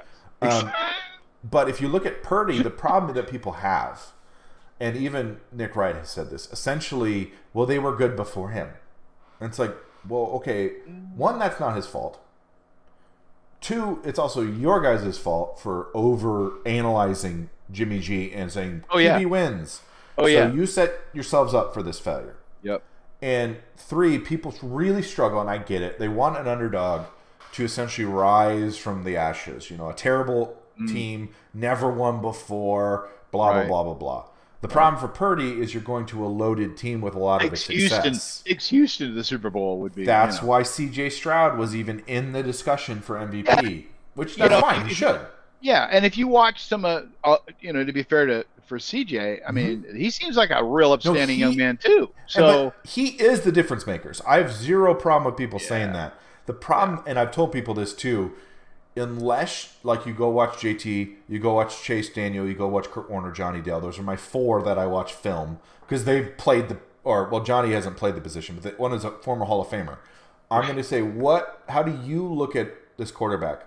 And Rob Guerrera, who runs Gold Standard Podcast Network, which is phenomenal. Go watch it. It's awesome. 5 days a week. Amazing, amazing work they're doing. In fact, they just got to be on the radio as part of KMBR. nice. Yeah. KMBR. The guy works his butt off. I'm super impressed by their Tom's content. the man in the Bay for me. But he said a great point that this is the first quarterback for the Niners in a long time where his physical skills are not the bonus. It's all up here. His processing, his ability to read defenses. Since Joe, probably. Yes. Maybe and Garcia I love Jeff a little Garcia. bit. Maybe Garcia a little bit, yeah. Well, but Jeff... Garcia had some physical, but he was a pretty smart dude. No, true. So- But Jeff... Well, yeah, Jeff also holds the record, which is crazy for single-season passing yards for the Niners. Nuts. Purdy's about to break it. And I love Jeff Garcia. I don't think he gets nearly enough credit, but he wasn't ultra. That was that weird era again. Oh my gosh. You can't. So we could talk about it. The guy that comes after the legend. Yes. Right. Thankfully, Jeff had a while. Right. If you follow Joe Montana, you got to be Steve Young. Yes. If you're not Steve Young, you suck. Correct. Right. And even Steve Young, people, I didn't like Steve. I thought they did Joe wrong back in the day. Right. That's a lot of people right now. And I know Trey Lance is not Joe Montana. If you follow Tom Landry, if you follow Bill Walsh, if you follow Bill Parcells, right? Whoever goes after Belichick. The only advantage is they're 3 or 4-11 right now. That's the only. If he had left after a Super Bowl, then I'd agree with you. But the fact they suck is going to help whoever comes after him. It does go to that whole and there's only a few guys. There's only a few guys that they leave and the team.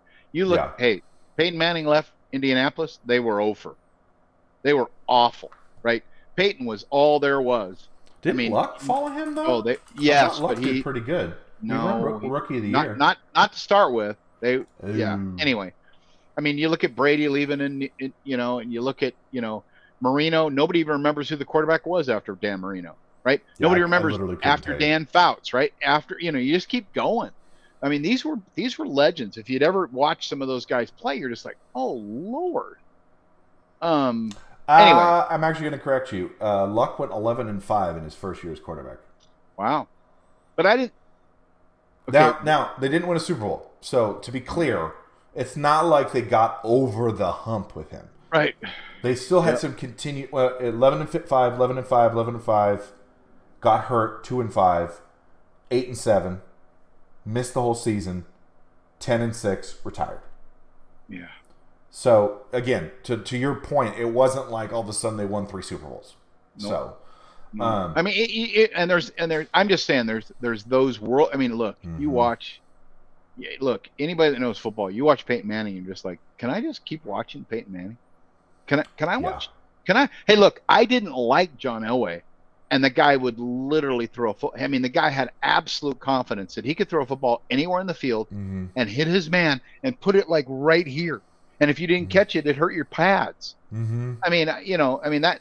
Guys. So they just had a I think it was on YouTube, but they had a redo of the AFC Championship game against Miami and San Diego, and it ended up being like 48-53 or something, right? I mean, it was just Air Coryell and Dan Marino. Now they did go to the Super Bowl and get their clocks cleaned by Joe Montana and crew, but those are the kind of games back in the day where it was like the Philadelphia Chiefs Super Bowl.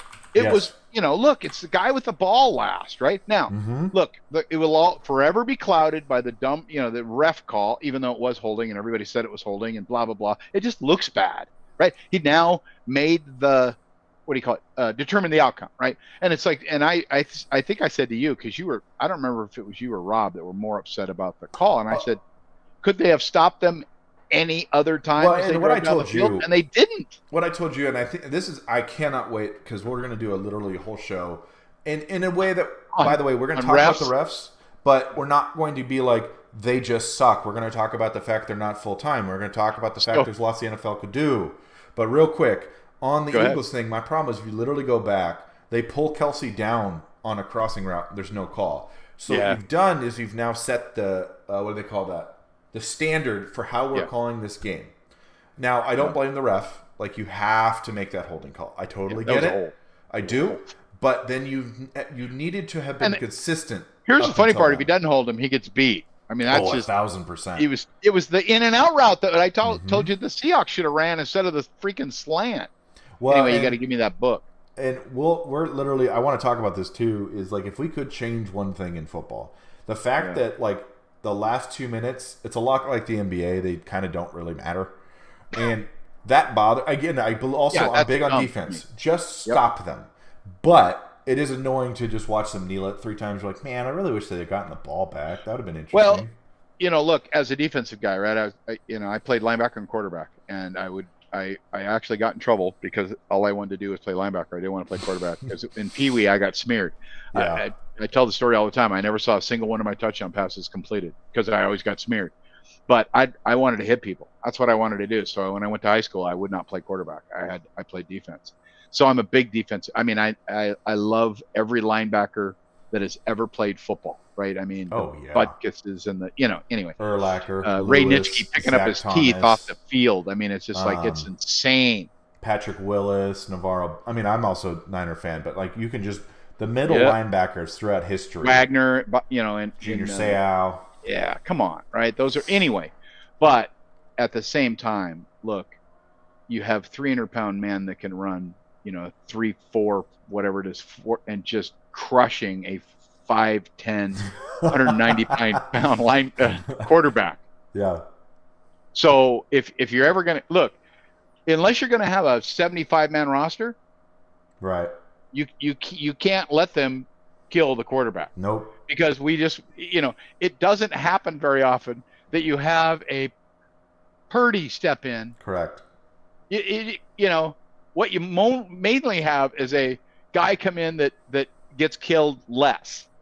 Right. And they still lose a bunch, right? I mean, right. Because the difference between the starting quarterback and the backup in the NFL, you're backup for a reason. Most teams, well, and even backup any position, because you only do a 53-man roster. So, where are you going to stack them? Are you going to have an extra receiver? Yeah, you probably need extra receivers. You probably should add extra linemen, right? Anyway, my point. So we'll get to the NFL or the ref thing.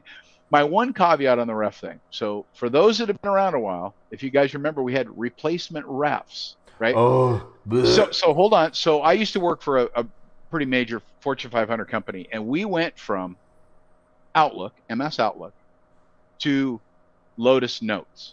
We complained about MS Outlook to the nth degree. Mm-hmm. But when we got Lotus Notes, we begged that we could go back to MS Outlook, right? Yep. Same thing. We complain about the refs. Oh, they are so awful. They're bought and paid for, like the Phoenix people here, right, against San Antonio, right? I mean, and then we got replacement refs, so we all went, oh, please. Really, can we get the mediocre guys back? Yeah. They're way better than the guy that was flipping burgers yesterday and is now the head judge or the head linesman. Well, and that's what we're going to talk about is the fact, like, there are solutions here outside of just the refs aren't good. Like, we're both big on, and this will probably be our last thing, and then we'll kind of just talk about. Who's great at the whole ref discussion is your brother. Yeah. Oh, yeah. Because Robbie actually, hasn't he refed a little bit, too? I thought he has. If you remember, the youth guy that you guys knew actually refed high school basketball in the Bay Area. Yeah, and he goes, look, I couldn't even keep up with, and I can't remember the name of it's an Oakland school that literally could probably beat every NBA women's team and maybe a couple of dozen or a couple of the NBA men's teams. So they were that good. He goes, everything's above the rim. Yeah. It's happening so fast. You're in the wrong position. So you call a foul from behind them. Now, the NBA is different than the NFL. I get it, right? You got a lot of folks on the field in the NFL, right? But I think what would be as interesting as talking about the competition committee, because I think they've set them up to, I mean, everything's a judgment call now. 100%. Well, I'm sorry. Like, what's a catch? What's a catch? What's a PI? What's an pass interference? What's a roughing the passer? What's a hold? I mean, I don't know about you, but they let them hold this way and they don't let them hold this way. Right. So now the defense guy's got to be, kind of do this weird pirouette and hope he sees the guy, doing this. But we'll go deep on that one because. Well, and we're going to talk about to your point. We really want to focus on, because we're both big on this, the process. If you fix the process, we can fix a lot of these issues. It's not just replace the refs. That's not the easy solution. There are fundamental flaws. I mean, certainly.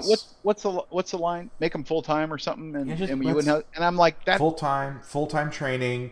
Another ref in the booth who can help these guys, not to make them look bad, but to help them. Well, they never remember when we tried to make PI reviewable, but they didn't really want to make it reviewable.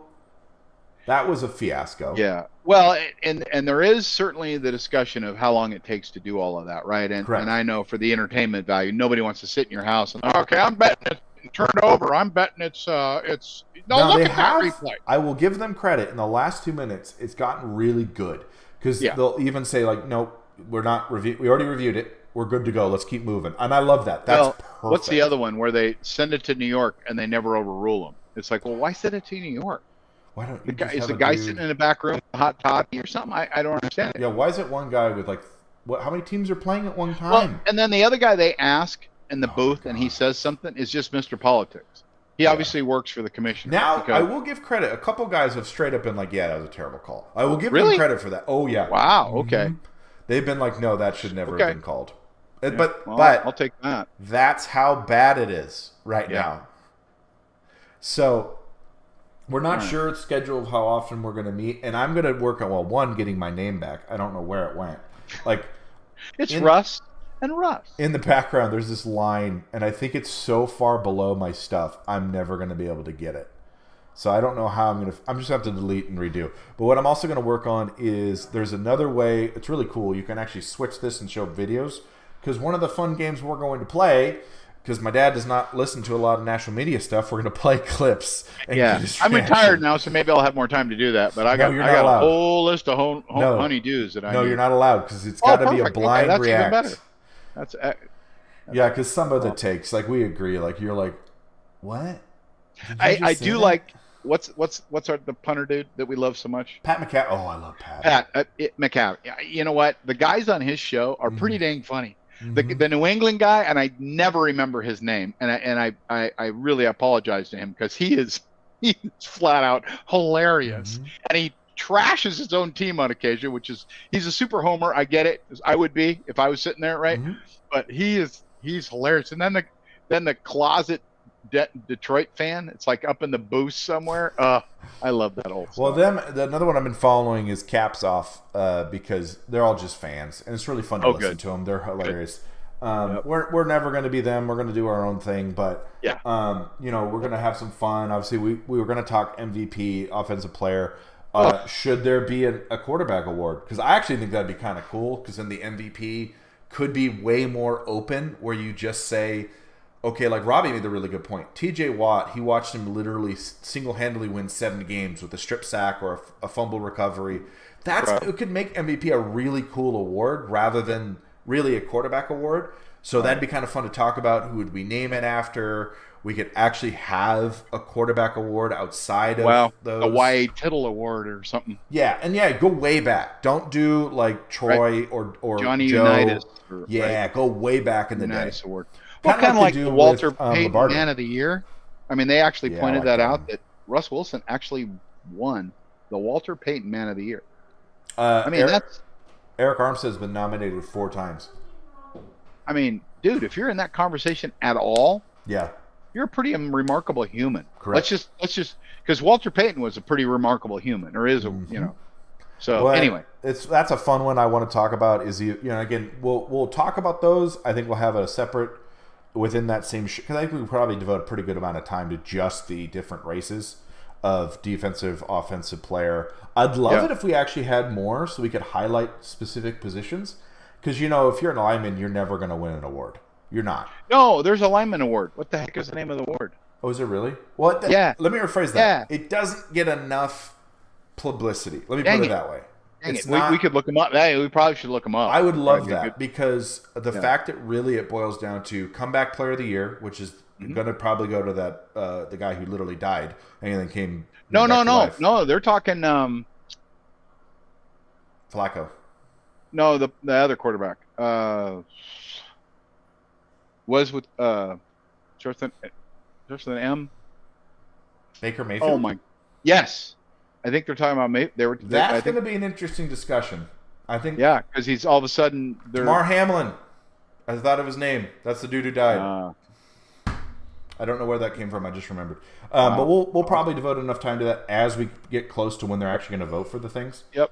But it does bum me out. One of the other things we wanted to do. So if people are they can fling stuff up and give a suggestion. But one of them is, hey, you were a number 1 round draft pick last year. How'd you do? Yes. Right? Because last time I checked, Purdy was Mr. Irrelevant, right? And then the flip side of that is, hey, of rookies last year, right? Who's doing phenomenal and where do they get picked? Yep. Because some of these guys, I don't know if they're just looking at he's 6'4", 230, he can throw a ball through a wall, or does he have anything up here? Yeah. for a quarterback. Well, and so right? Steve Smith had an interesting point on that. Is they kind of one, it's hard to translate, but two, Yeah. Steve called them lazy because basically they don't look outside of the big schools. Sure. I think it'd be fun to look into how does a scout actually figure out, what even to look at, because there's thousands of college players. Exactly. So and I'm sure. Look, Purdy went to what, Northern Iowa State or something? Just Iowa State. It was actually because him and Kittle are essentially because he went to Iowa, I believe. So there's a little bit of a friendly rivalry there. But he went to technically a pretty big Big Ten school. Yeah. Relevant. Let's not get into the demise of the Pac-12 and that whole shenanigans of, and Florida State not being in the top four because their quarterback got hurt. I think it's a good off-season one for us just to talk about, because it is interesting. Because if you're the competition committee and you let them in and they lay an egg, you're just like, oh God, what did we do? But did they earn? It's an interesting discussion. Did they earn it despite not having their quarterback? And unfortunately, it plays into the conspiracy because Alabama got in. It's like, really, you pick Alabama? You didn't pick, Anyway. Well, we talk about it. Unfortunately, a couple of those small schools, Boise State and TCU, probably ruined it for any of those because they just got their doors blown off. So Pac-12. What's funny is the old Pac-12, all but California, I think, won their bowl games, and they weren't even ranked. Oregon plays tomorrow, I think. There's too many bowls. But Oregon State won, UCLA won, Arizona won, right? I think everybody thought Oklahoma State or Oakland kill them, huh? There's a Pop-Tart bowl. Oh, dude. They're Tostitos, they're Pop-Tart bowl. I love Pop-Tarts, but I can't eat them anymore. They're not good for me. I think that's going to be the fun. Probably how I got diabetes. I'm just going to let you know. You know what? I've just decided something. Let's go down the list of the bowls. No, I have a better idea. You're going to have to tell me whether it's a real bowl game or not. Oh, well, so have you ever seen John Chris Church or Weed Shop? Mm-mm. He looks at the name, and John Chris is a comedian. He's hilarious, by the way. He does a bit called Church or a Weed Shop. And I'm telling you what, dude, it's a 50-50 shot on some of these. It is. Russ, you would love it growing up where you grew up. Oh, that's painful. Yeah. But yes, he's done it over and over again, right? So it isn't one bit. He keeps going, and I bat 50-50. I'm not even going to deny it. Well, here's just a preview for everybody.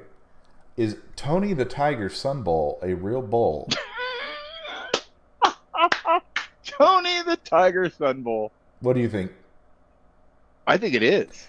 Notre Dame versus Oregon State. Oh, Lord. So we're gonna have some fun with this. No, they had some that yesterday that I was watching. I think I looked up college football scores, and they showed some, and I was like, is that even a company? What? Who? What? Remember when I made the joke about the baked potato bowl and it became a real thing? It did. I was like, wow, we've jumped the shark. Woo. But I think that'll do it. I think that's a good. All right. We're really it's gonna be fun. I'm really excited because I think we have a really good. We're not gonna just focus on we're gonna talk Niners. We're gonna talk teams. Sure. Obviously, we love football. We love the Niners. Duh. But that's not the main focus. We're gonna have a lot of fun. There's gonna be shows. We love football. Let's just be honest. We love football. Well, we just love sports. And I love people in football. Correct. We're gonna focus on cool. Yep. Every week we're gonna have a story. This week we had the guy from Detroit. I'm gonna work on a couple things so that we can show clips. I don't care. We don't care if it's monetized. Feel free, NFL, copyright, whatever. I don't care. Because it's not the point. That's not the point of why we're doing this. Well, unless we get like 7 million people watching, which I'd fall out of this chair and you'd probably have to revive me. That would tell me they meant to type in something else. And got us. That's what that tells me. Oh, the bald head. Sorry, guys. I'll put on a hat next week so I don't glow quite so bad. But yeah, we'll always have a good story. There will definitely be weeks where we just don't even talk football because we're not draft junkies. Like we might have some fun with, hey, if we were X team, who would we draft? Sure. But we're not going to break down the draft. That's you know what? Happening. One of the things that I thought would be fun, and so write this down for later, is look, there's people that really believe on the best player at that position, and there's other people that draft for the need. And I'm just curious to see how that works out for those guys that are super. Yeah. I'm gonna draft the best athlete that I have, and he Right. turns out to be Steve Young, right? Or he turns Yeah. out to be, you know what I mean? It is an interesting. Well, I mean, like a simple one. This is a quick, funny story. Bosa met with Cliff Kingsbury, and I can't remember the GM's name, Steve Kine, and he was pretty confident they were going to take Kyler Murray, and he put his arms around both of them and said, "Listen, if you don't draft me, I'm going to haunt you." Did he really? Oh, that is yeah. so good. Because it's so not like he went 30th. He went. Did he second. go with the wet, stringy, long hair too? Probably help him for the haunting thing, right? Straight out of the shower. He has pretty short hair. Oh, does he? Who was it? Oh, Chase Young has long hair. Who? Huh? No, it's a Niner. They had him in an interview. Kittle? It was Kittle. Oh, Kittle's, You're right. Listen, crazy, I love Kittle. Crazy His hair is gross. It is like, Kittle, cut your hair, man. That's stringy. You just keep catching passes. We'll talk about your hair later. Well, real quick, this will be our final thought. The Niners have an opportunity to have 4 players over 1,000 yards. Ayuk, CMC. Well, Kittle. Who's breaking Jerry's record? Who has it? CMC has the opportunity to break Jerry's record. Yes. And Jerry said, "I'm fine with that." Oh, Jerry said the records are made to be broken, and he said, "I have a bunch of others." Yeah. Way to go, Jerry. There's a great nicely clip. played. They're in Philly, and they're booing him because that's what you do. And he didn't care. He's like, "That, yeah, you should boo me. I'm from the other team." But he pulled out all his rings. Oh, he has them in this little like fanny pack, and he just went. Well, it's like scoreboard, right? Scoreboard. And you're into discussion.